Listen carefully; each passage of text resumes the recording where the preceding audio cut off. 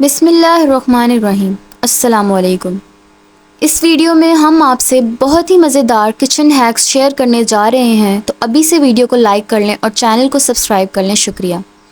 سالن میں مرچیں کم کرنے کے لیے تھوڑے سے پیاز تل کر اخبار پر پھیلا دیں، پھر جب خستہ ہو جائیں تو سالن میں ڈال دیں، ساتھ تھوڑا لیموں کا رس نچوڑ دیں۔ مزیدار کڑی بنانے کے لیے ہمیشہ چاٹی کی لسی یا کھٹا دہی استعمال کریں۔ اگر چینی میں چونٹیاں آئیں تو چینی میں لونگ رکھ دیں، چونٹیاں نہیں آئیں گی۔ کریلے بنانے سے پہلے اگر ان کو تھوڑے سے دہی کو پتلا کر کے ان میں ڈبو کر رکھ دیا جائے تو اس طرح ان کی کڑواہٹ بھی ختم ہو جائے گی اور مزیدار بھی بنیں گے۔ چکن کا سالن بنانے سے پہلے اگر چکن کو 1 گھنٹہ پہلے نمک اور لیموں کا رس لگا کر رکھ دیا جائے تو اس طرح چکن مزیدار بھی بنے گا اور نرم بھی۔ ہری مرچوں کو خراب ہونے سے بچانے کے لیے ان کی ڈنڈیاں اتار کر رکھ دیں، جلدی خراب نہیں ہوں گی۔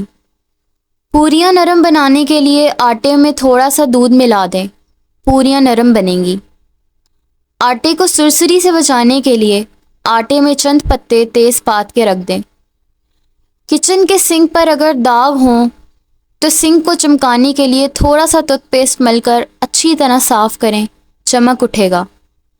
کچن کی دیواروں پر لگی ہوئی چکنائی اور میل کو صاف کرنے کے لیے سرکہ، میٹھا سوڈا اور تھوڑا سا پانی واشنگ لیکوڈ میں مکس کر کے دیواروں کو صاف کریں، فوری صاف ہو جائیں گی۔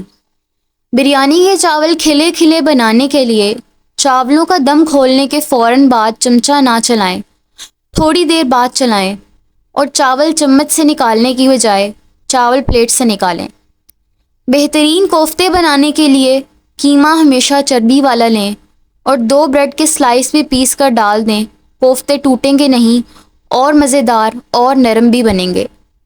دھنیا یا پودینہ خراب ہونے سے بچانے کے لیے گلاس میں پانی ڈال کر اس میں دھنیا یا پودینہ کھڑا کر کے رکھ دیں، زیادہ دن تازہ رہے گا۔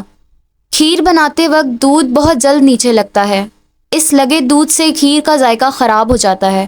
جب بھی کھیر پکائیں پہلے برتن میں تھوڑا پانی ڈال کر ابالیں، پھر پانی پھینک دیں، پھر اس برتن میں کھیر پکائیں تو دودھ نیچے نہیں لگے گا اور کھیر بھی نہایت لذیذ پکے گی۔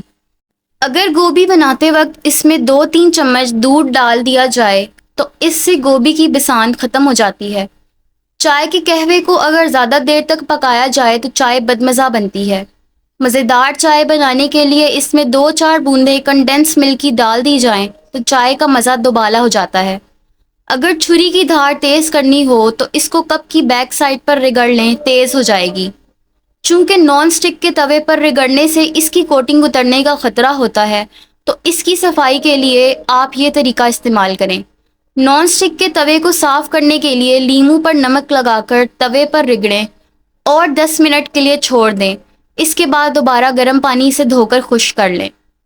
پیاز کاٹنے کے بعد ہاتھوں سے جو بو آتی ہے، اس کو ختم کرنے کے لیے ہاتھوں پر نمک مل کر نیم گرم پانی سے دھو لیں۔